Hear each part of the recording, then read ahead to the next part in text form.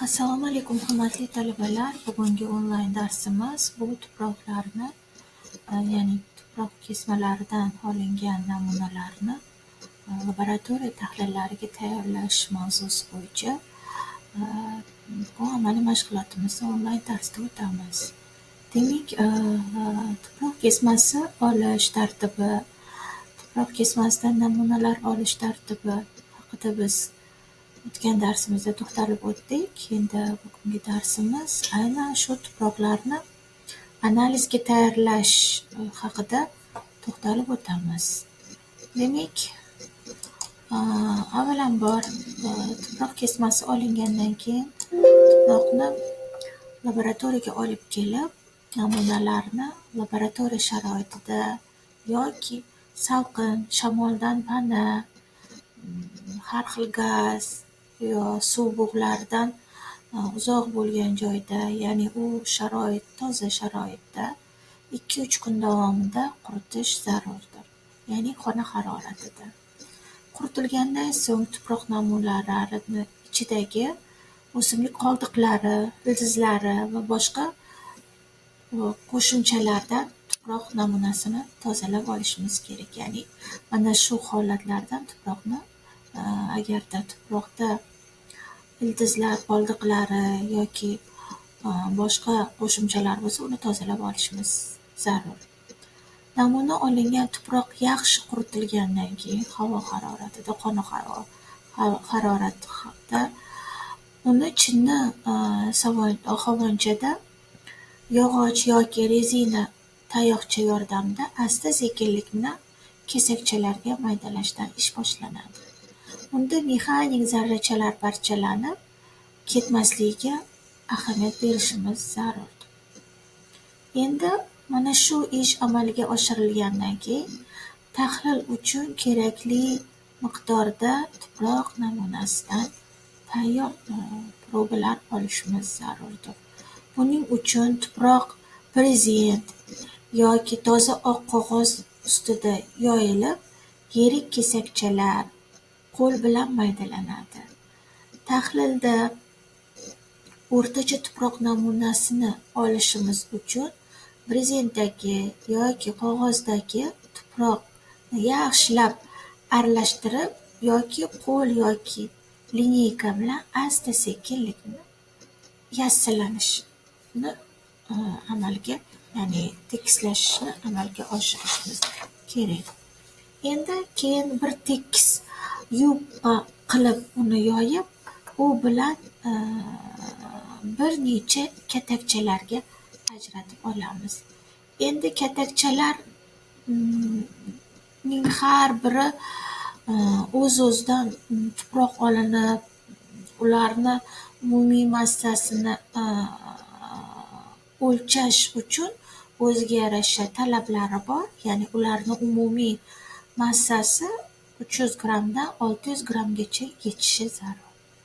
Shuni tartibga solganimizdan keyin, shuni amalga oshirishimizdan keyin tayyorlangan tuproqdan har bir tahlil uchun o'rtacha namuna olib, maxsus elaklardan o'tkazamiz. Masalan, misol uchun tuproqni tarkibidagi agar biza gumus yoki chirindi, ya'ni o'simlik hayvon qoldiqlaridan tashkil topgan organik moddalarni aniqlashimiz uchun taxminan 0,25 mm kattalikdagi mexanik, ya'ni bu degani tabiiy katta kichik kesakchalarni tahlil qilish uchun 1 millimetrli elakdan o'tkazib olishimiz kerak. Mana shu 1 millimetrli elakdan o'tkazildan keyin mana shu 1 millimetrli elakdan o'tkazadigan tuproq namunalarini shisha idishga solib, og'zini mahkam berkitilgan holatda saqlanadi.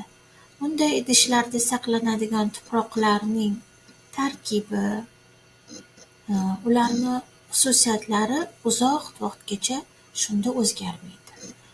Endi namunadan o'simlik ildizlari, yirik mexanik zarralar Shu bilan bir qatorda boshqa aralashmalar ajratib olinadi deb qayd etib o'tdik-ku.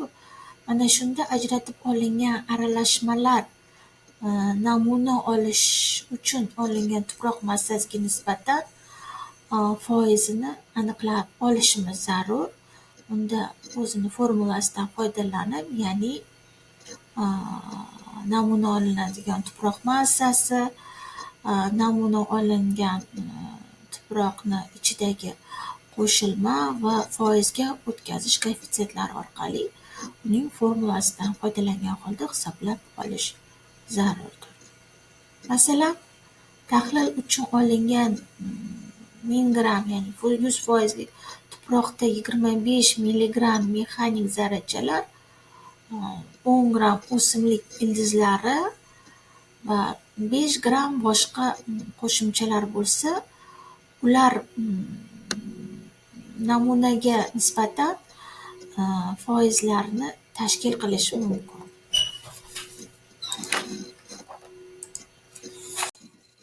Demak, tuproq kerakli maqsadga ko'ra elaklardan o'tkazilgandan keyin, ya'ni namunalar maydalangandan keyin elakdan 0,25-1 millimetrli elaklardan ularni maqsadga ko'ra, tahlillar rejasiga ko'ra namunalarni uzoq muddatda saqlash uchun maxsus korobkalarda yoki idishlarda saqlab, ularni keyingi ishlarda foydalanish maqsadga o'rinlidir. Endi ushbu ishlarni qanday amalga oshirish bo'yicha qisqacha video olingan. Mana shu videoni man hozir sizlarga nima qilib ko'rsatib beraman. E'tiborlaringiz uchun rahmat.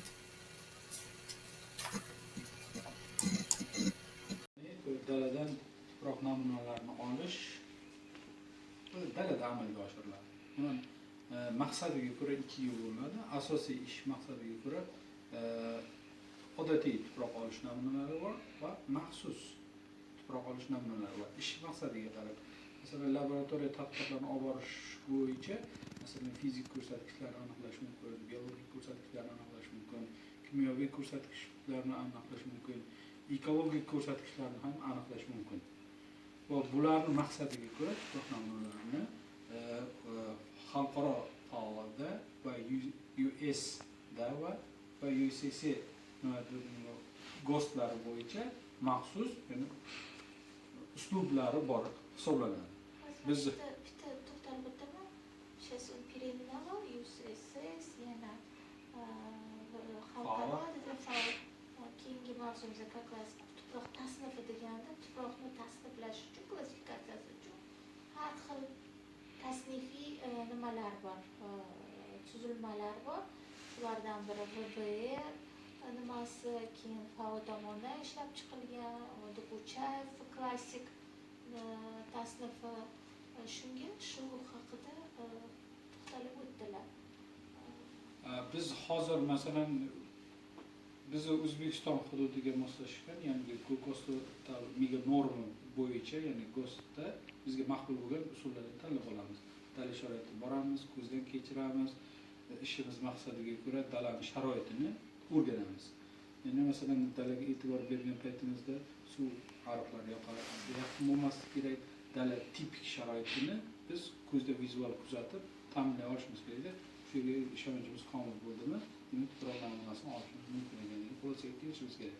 Shuning uchun biz tuproqshunoslik ilmidan ham xabardor bo'lishimiz kerak. Masalan, daryo suvlari yaqin o'tgan bo'lishi mumkin, ariq yaqin o'tgan bo'lishi mumkin, suvlar ta'sir qilgan bo'lishi mumkin. Boya siz aytib o'tdingiz, sanoat hududlarini ham e'tiborga olish kerak. Yashash joylari, yashash hududlari bo'lsa ham e'tiborga olish kerak.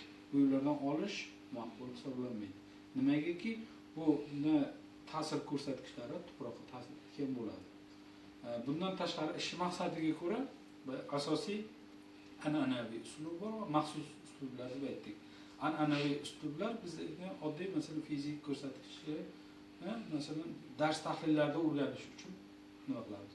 Keyin analitik jarayonlarni tahlil qilish uchun ham olish uslublari bor. Masalan, oddiygina pH ko'rsatkichini aniqlashimiz kerak. pH ko'rsatkichi hammaga ma'lum.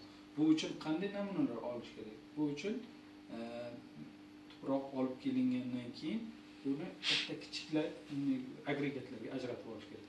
1 mm, 2 mm, 3 mm, 0.25 mm undan katta bo'lgan ko'rsatkichlarni endi standartlar bo'yicha ma'qul hisoblangan.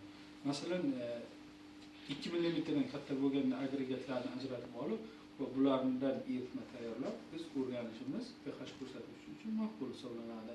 Masalan, gumuz ko'rsatkichini aniqlayotgan bo'lsak, 0.25 dan o'tgan elakchalardan, ya'ni agregatlarga ajratilgan ko'rsatkichlarni aniqlashimiz ma'qul hisoblanadi. Bu uchun dala sharoitiga bordik, kuzatdik. Ishimiz maqsadi gumusmi yoki bitta ko'rsatkich ayting, любой.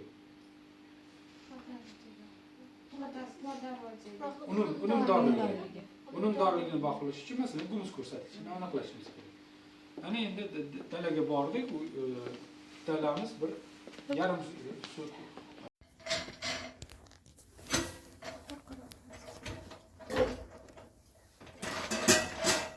Olaylik, ko'ringlar.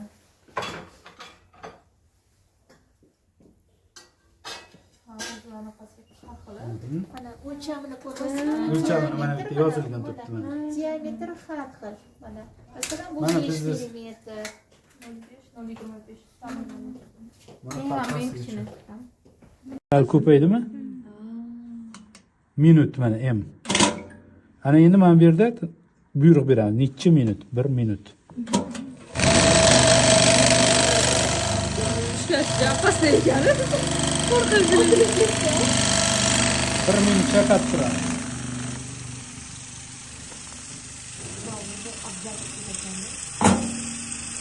Hal ko'paydimi? Minut mana m. Ana endi men bu yerda buyruq beraman. Necha minut? 1 minut.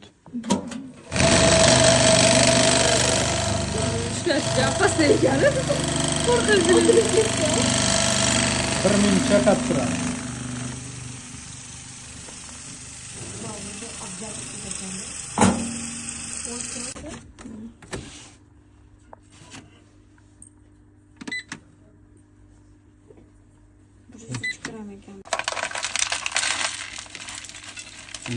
Teshikchalarida qolganlarini sekin tushiring. Bu picha bersangiz bo'lar ekan, darsda otib o'tirishga yaxshi narsa ekansiz. Sanga o'taman, kimga o'taman? Qarang, kam chiqadi, hisobla qiling. Конечно, там чуть количество сана qo'yib. O'n gramini tagiga yozib qo'ying.